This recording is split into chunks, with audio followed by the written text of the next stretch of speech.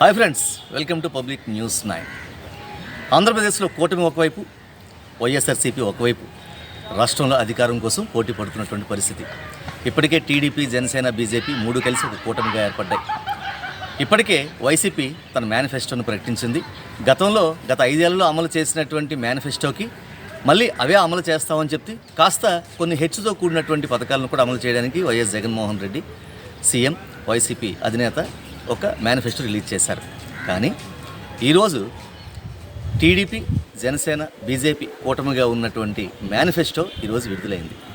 అయితే ఈ మేనిఫెస్టోకి బీజేపీకి సంబంధం లేదా, ఈ మేనిఫెస్టోలో ఇచ్చిన హామీలతో బీజేపీకి సంబంధం లేదా అన్నటువంటి విమర్శలు ఒక్కసారిగా వెల్లువెత్తుతున్న పరిస్థితి రాష్ట్రంలో కనిపిస్తున్నాయి.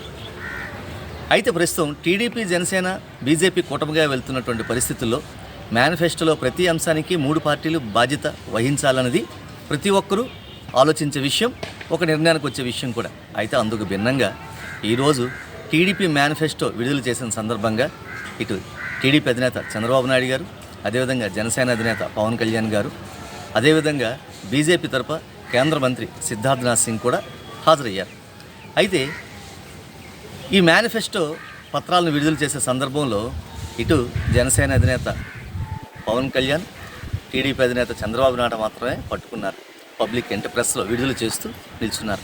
అదే సందర్భంలో కేంద్ర మంత్రి బీజేపీ నుంచి వచ్చినటువంటి వ్యక్తి ఆయనకి మేనిఫెస్టో ఇచ్చి పట్టుకోమని చెప్పడానికి ఒకరు ప్రయత్నించినప్పటికీ వద్దని చెప్తూ సున్నితంగా తిరస్కరించారు.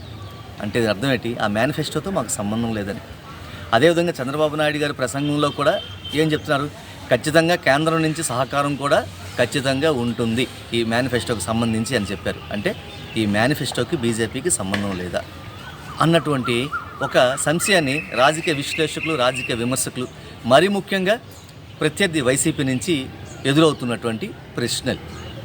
3 పార్టీలు కూటమిగా పోటీ చేస్తున్నప్పుడు కూటమి ప్రకారం మేనిఫెస్టో ప్రకటించాలి తప్ప కూటమిలో ఉన్న రెండు పార్టీలకు మాత్రం మేనిఫెస్టో వర్తించి ఒక పార్టీ ఈ మేనిఫెస్టోతో నాకు సంబంధం లేదు అన్నట్టుగా వ్యవహరించడం పట్ల అసలు ఈ మేనిఫెస్టో పైనే ఒక రకమైనటువంటి విమర్శలు అటు ప్రజల్లో కావచ్చు, ఇటు రాజకీయ పరంగా కావచ్చు వెల్లువెత్తున్నటువంటి పరిస్థితి మనకు రాష్ట్ర వ్యాప్తంగా కనిపిస్తోంది. ఇప్పటికే పలు సామాజిక మాధ్యమాల్లో ఇదే ప్రశ్నలు లేవలెత్తున్నారు నెటిజన్లు సైతం, ప్రతిపక్ష పార్టీలు సైతం. అయితే ఈ సందర్భంలో ప్రజలు ఈ మేనిఫెస్టోని నమ్ముతారా? బీజేపీకి సంబంధం లేదని, ఈ మేనిఫెస్టో మాకు సంబంధం లేదంటూ బీజేపీ మేనిఫెస్టోకి దూరంగా జరగగలుగుతుందా? ఈ మేనిఫెస్టోకి సంబంధించిన విషయాలు చూస్తే సూపర్ 6లో ఏం చెప్పారు? వాటి కొనసాగింపుగా మరికొన్ని పథకాలు అమలు తెస్తామని చెప్పారు.